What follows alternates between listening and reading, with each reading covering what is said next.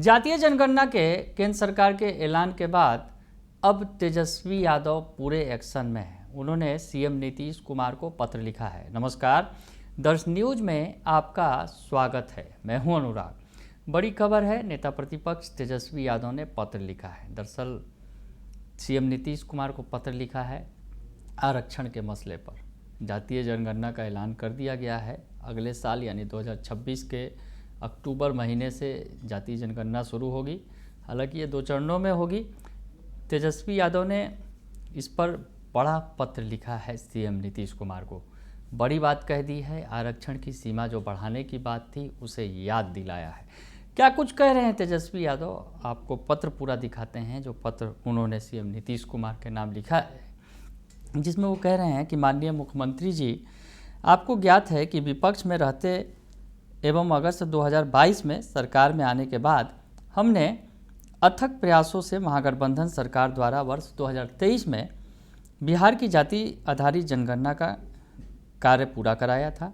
गणना उपरांत राज्य की विभिन्न जातियों की जनसंख्या एवं उसकी सामाजिक आर्थिक स्थिति के आधार पर विधेयक पारित कराकर राज्य के पिछड़े, अति पिछड़े, अनुसूचित जाति, अनुसूचित जनजाति के लिए आरक्षण की सीमा 65% तथा आर्थिक रूप से कमजोर वर्गों के लिए 10% आरक्षण का प्रावधान किया गया था।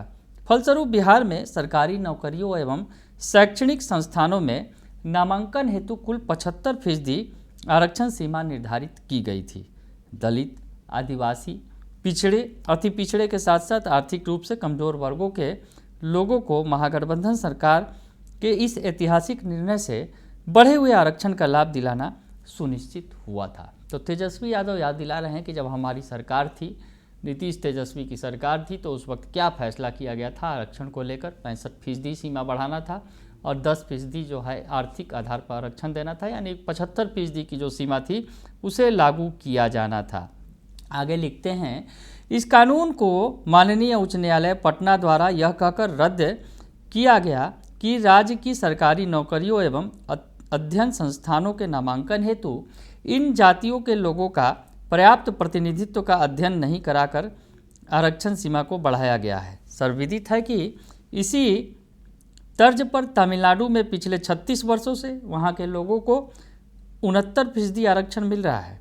इस परिस्थिति में अब यह अति आवश्यक है कि सरकार द्वारा एक सर्वदलीय समिति का गठन किया जाए जो उपयुक्त अध्ययन कर 1 सप्ताह के अंदर अपना प्रतिवेदन समर्पित करे।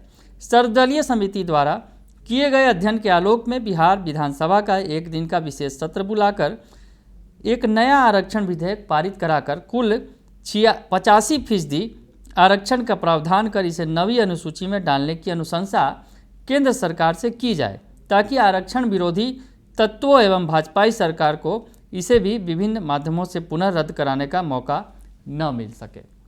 तेजस्वी यादव बता रहे हैं कि किस तरह से विशेष सत्र बुलाइए और एक अलग से कानून पारित कीजिए और सर्वदलीय समिति के द्वारा जो है अध्ययन किए गए हैं उसके आलोक में जो विधानसभा का 1 दिन का विशेष सत्र बुलाकर 85% आरक्षण का प्रावधान जो है वो लागू कीजिए।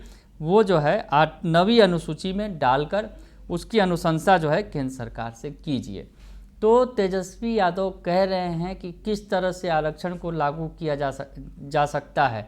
अभी भी समय है, अभी भी मौका है और 85% तक आरक्षण की सीमा बढ़ाने की वो बात करते नजर आ रहे हैं तेजस्वी यादव। आगे लिखते हैं, क्या भारतीय जनता पार्टी और आरएसएस की नीतियों पर चल रही एनडीए सरकार नहीं चाहती कि वंचित वर्ग के आरक्षण की वर्तमान सीमा को बढ़ाकर 85% किया जाए, जिससे कि राज्य के दलित, आदिवासी, पिछड़ा, अति पिछड़ा एवं अन्य दबे कुचले लोगों को बढ़े हुए आरक्षण का यथाशीघ्र लाभ मिले तथा उन्हें शिक्षण संस्थानों में नामांकन के साथ साथ सरकारी नौकरियों में पर्याप्त प्रतिनिधित्व मिले। तो तेजस्वी यादव ने लेटर लिखा है। आगे वो लिखते हैं, आगे भी आपको सुना रहे हैं कि क्या कुछ लिखा गया है लेटर में।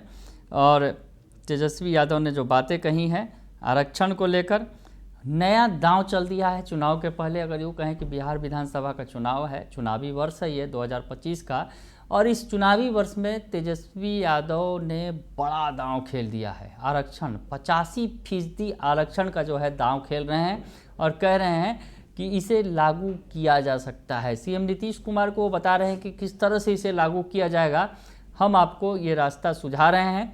तेजस्वी यादव ये बातें बता रहे हैं कि 85% आरक्षण की सीमा लागू की जाए। आगे लिखते हैं तेजस्वी यादव, माननीय मुख्यमंत्री जी, अगर आप ऐसा नहीं करते हैं तो यह समझा जाएगा कि आप और आपकी सरकार जानबूझकर इस मामले को लटका और भटका रही है।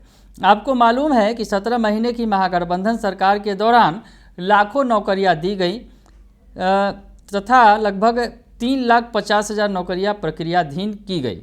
हमारी सरकार द्वारा बढ़ाए गए अतिरिक्त 16% आरक्षण का लाभ नहीं मिलने की वजह से दलित, आदिवासी, पिछड़े, अति पिछड़े अभ्यर्थियों को प्रक्रियाधीन नियुक्तियों में लाखों नौकरियों का नुकसान हो रहा है, जो कि आरक्षण एवं समानता की अवधारणा तथा उस विधेयक के उद्देश्यों के साथ खिलवाड़ है। तो तेजस्वी यादव बता रहे हैं और बार बार दलित, आदिवासी, पिछड़ा, अति पिछड़ा की बात करते नजर आ रहे हैं और कह रहे हैं कि उनके साथ ये खिलवाड़ किया जा रहा है। जो कानून लागू किया था, जो हमने बनाया था, उसको किस तरह से लागू किया जाना है, क्योंकि उसका लाभ मिलना चाहिए पिछड़ों, अति पिछड़ों और दलित और आदिवासी समुदाय के लोगों को, वो नहीं मिल पा रहा है। इससे लाखों पद जो है उनके जो जिम्मे आ सकता था, जो उनके हिस्से में आ सकता था, वो उन्हें नहीं मिल पा रहा है। आगे लिखते हैं कि विदित हो कि पूर्व में ही मेरे द्वारा कई बार इस आशय का अनुरोध किया गया है। दिनांक 4/3/2025 को महागठबंधन दल के कई माननीय विधायकों के द्वारा विधानसभा में इस मामले पर विचार विमर्श हेतु कार्य स्थगन प्रस्ताव भी लाया गया था। महामहिम राज्यपाल महोदय के फरवरी 2025 के भाषण पर धन्यवाद प्रस्ताव पर दिए गए संशोधनों में भी मेरे द्वारा अनुरोध किया गया था। आगे लिखते हैं, आग्रह है कि यथाशीघ्र सर्वदलीय समिति का गठन करते हुए बिहार विधानसभा का एक दिन का विशेष सत्र आहूत किया जाए, जिसमें कुल 85% आरक्षण का प्रावधान करते हुए विधेयक पारित कराकर उसे नवी अनुसूची में शामिल करने का प्रस्ताव केंद्र सरकार को 3 सप्ताह के अंदर भेजने की कृपा की जाए। ऐसा नहीं होने की स्थिति में राज्य के 90% दलित, आदिवासी, पिछड़े, अति पिछड़े एवं सदियों से दबे कुचले लोगों के हित में हमारे द्वारा राज्य भर में एक व्यापक जन आंदोलन की शुरुआत की जाएगी। तो तेजस्वी यादव ने अपना अगला कदम बता दिया है कि आप ऐसा काम कीजिए, 85% आरक्षण को लागू करने के लिए सबसे पहले एक विशेष सत्र बुलाइए, विशेष सत्र में इस कानून को पारित कीजिए और इसे नवी अनुसूची में डालने के लिए केंद्र सरकार को भेजिए और ये सब कुछ 3 सप्ताह के अंदर कीजिए, नहीं तो हम सड़कों पर उतरकर आंदोलन करेंगे। यानी चुनावी वर्ष में तेजस्वी यादव ने आरक्षण को लेकर अब जो है कमर कस ली है और सरकार को घेर लिया है। सरकार को बता दिया है, साफ तौर पर चेतावनी भी दे दी है, अगर यूँ कहें तो, कि अगर आपने 3 सप्ताह के अंदर ये प्रक्रिया नहीं की, 85% आरक्षण का दायरा नहीं बढ़ाया और इसे लागू नहीं किया, नवी अनुसूची में नहीं डाली, तो हम सड़क पर उतरेंगे और भारी विरोध करेंगे। बने रहिए दर्शन न्यूज के साथ, तमाम खबरों से आपको अपडेट रखेंगे। फिलहाल के लिए इतना ही, धन्यवाद।